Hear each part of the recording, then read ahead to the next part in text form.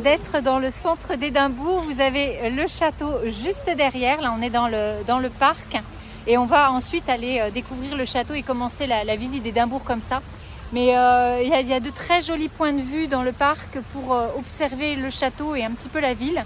Donc on est content, la météo est bonne, c'est-à-dire qu'il ne pleut pas. Il fait gris, et ça c'est pas mal. Et un petit peu frais quand même, un petit peu frais tout de même.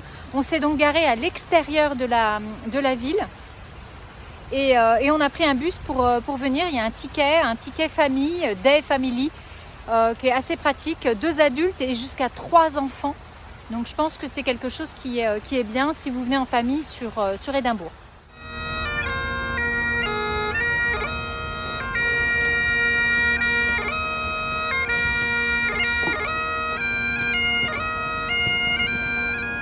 Pause déjeuner dans Édimbourg. On est sorti un tout petit peu de la zone touristique parce que c'est quand même assez cher. Et puis il n'y a pas trop de choix non plus. Ouais.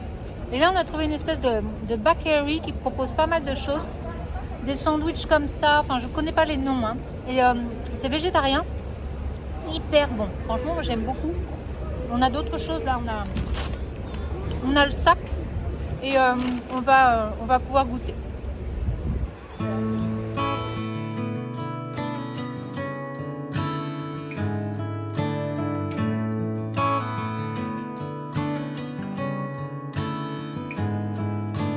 Nous venons d'acheter apparemment une spécialité Écossaise. du coin ou écossaise. En fait, on n'en sait absolument rien.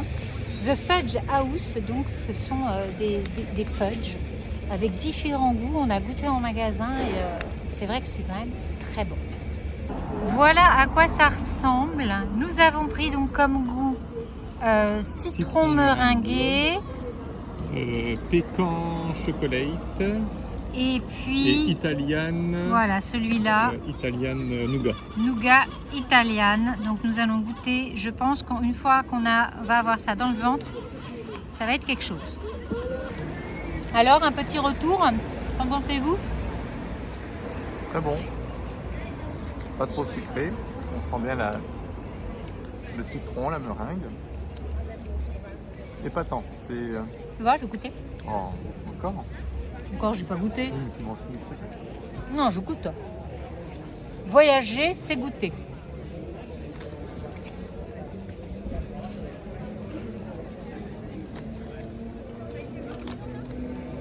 Oui, c'est bon. Sans le citron. Toi, Noah, c'est bon? Ouais. Bon. Faut goûter, hein.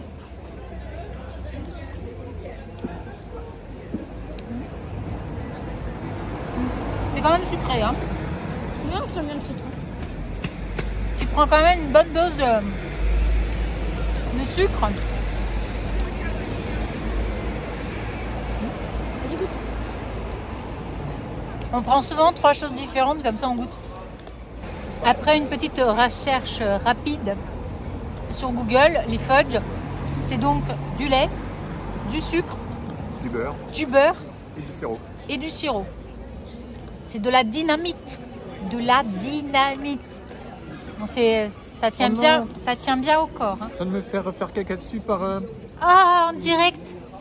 Un caca d'oiseau. d'oiseau. Oh Voilà, non. ça arrive en direct, c'est du live. C'est T'as ça, de c'est la chance que ce soit pas dans ça, ton... c'est du grand. dans je sais pas quoi. C'est du reportage. Non, t'as de la chance que ce soit pas sur ta casquette. Bravo. Oh non. Nous pouvons l'applaudir. Puis c'est colorant en plus. Hein. Regarde-moi ça. C'est du fudge. On est au plein centre d'Édimbourg et c'est vrai que c'est assez bluffant de voir une montagne comme ça juste à côté et de pouvoir s'y rendre. C'est exactement ce qu'on va faire, la petite randonnée pour aller avoir le point de vue sur la ville. Alors là, ça grimpe assez sec et j'avoue qu'après avoir mangé les fudges, j'ai pris 500 kilos. Et j'ai les fesses qui ont tendance à plutôt aller en arrière plutôt qu'en avant, voyez-vous? Mais, regardez, on commence à avoir vraiment une jolie vue sur Édimbourg.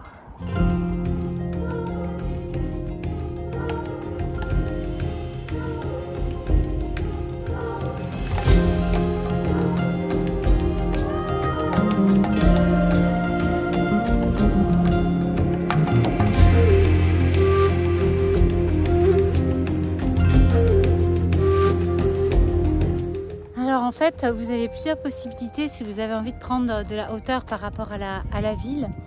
Et nous, on a pris la promenade la plus à droite possible sur le petit mont, on va dire ça comme ça. Et l'autre, Arthur, il se trouve là derrière, il est quand même beaucoup plus haut. Donc après, à vous de juger ce que vous avez envie de faire. Mais déjà là, on a un super point de vue sur la ville d'Édimbourg. Et c'est très sympa parce qu'il y a vraiment des bâtiments d'architecture complètement différents du moderne avec l'ancien, bien entendu. Donc c'est très chouette d'avoir ce point de vue en hauteur.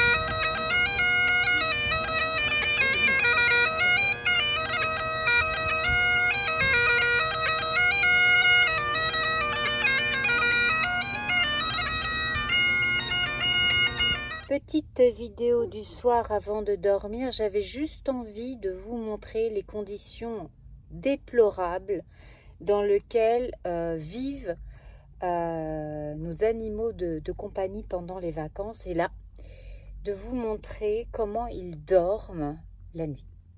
Nous revoilà donc avec Chéri et ses cheveux de nuit en soie magnifiques.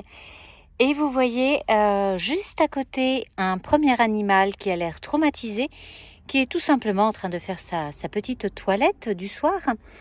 Et si vous suivez la patte de cet animal, vous allez arriver sur un autre animal un petit peu plus gros. Il s'agit de notre chienne qui est installée pour la nuit. Nous avons décidé de ne pas la faire dormir, je parle de Prada, sur son matelas depuis quelques nuits parce qu'il fait quand même assez froid. Et du coup, bon, eh bien, on a craqué. Elle dort donc avec nous dans le lit avec Bibi. Il faut donc partager l'espace. Chéri, comment vis-tu ce partage d'espace dans si peu d'espace? C'est une lutte nocturne régulière où chaque centimètre compte et le moindre mouvement doit être calculé pour ne pas laisser la place à l'autre de prendre possession des lieux. Exactement, parce que alors Bibi s'intéresse follement à cette discussion, parce que voyez-vous, Miss Prada est une petite coquine, là, elle a l'air toute gentille, mais non. La nuit, elle cherche le contact, vous voyez, elle est collée aux jambes de François. Si François bouge un petit peu ses jambes pendant la nuit, se déplace, même se retourne dans le lit et donc perd quelques centimètres, elle en profite. Et elle va donc se coller aux jambes de François qui va finir par être collée à la fin de la nuit à la paroi du camion. Bibi, un petit commentaire ? Non, lui, il s'en fiche.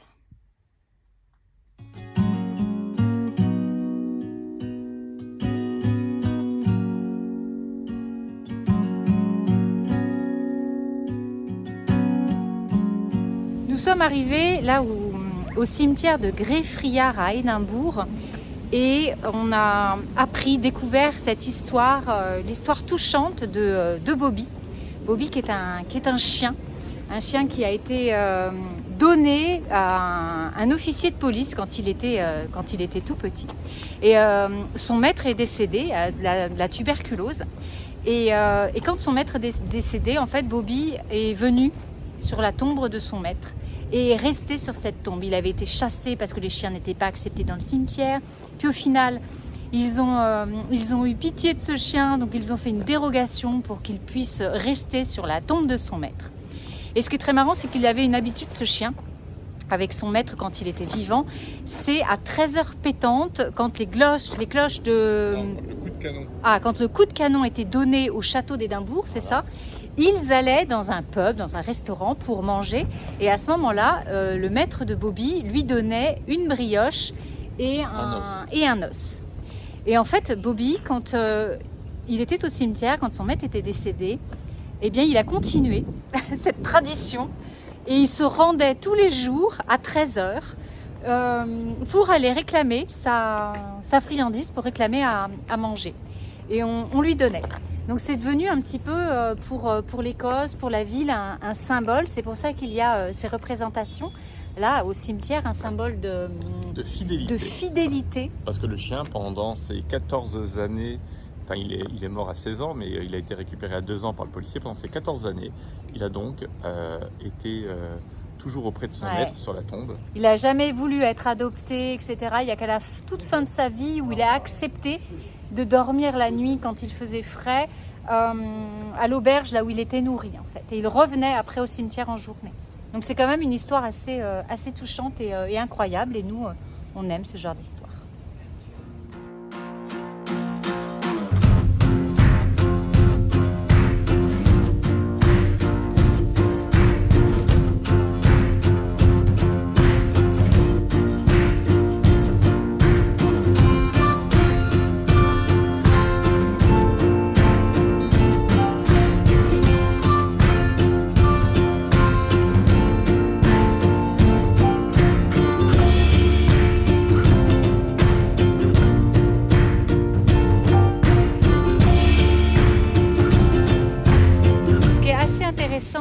Dans ce cimetière, je trouve, c'est le côté sombre. Ouais, macabre, vraiment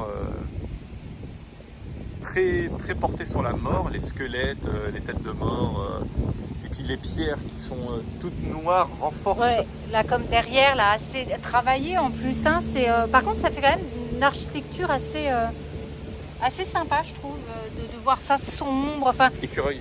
Un écureuil extraordinaire. Il y a même des petits écureuils.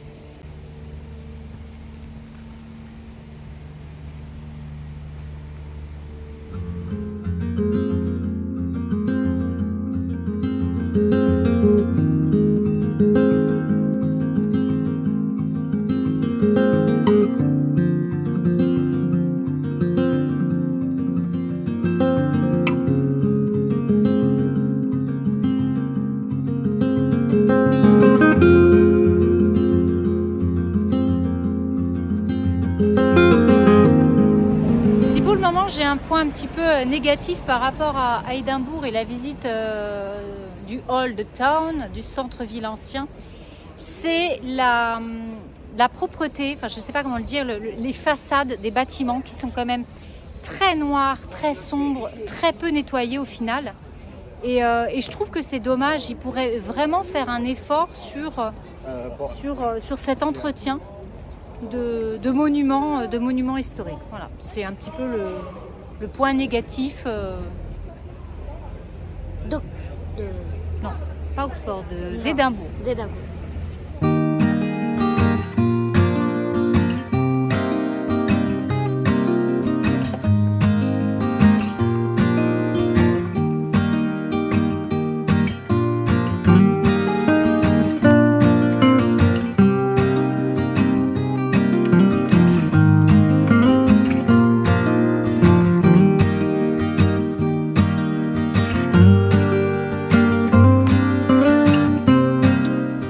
D'arriver au Royal Botanic Garden d'Édimbourg, qui est gratuit comme la plupart des choses ici, c'est vraiment super, avec 28 hectares de parcs botaniques, avec la plus grande collection de rhododendrons, une partie japonaise, un arboretum, des grandes serres, et là malheureusement les serres sont fermées aujourd'hui, donc on ne pourra pas visiter les serres, tant pis.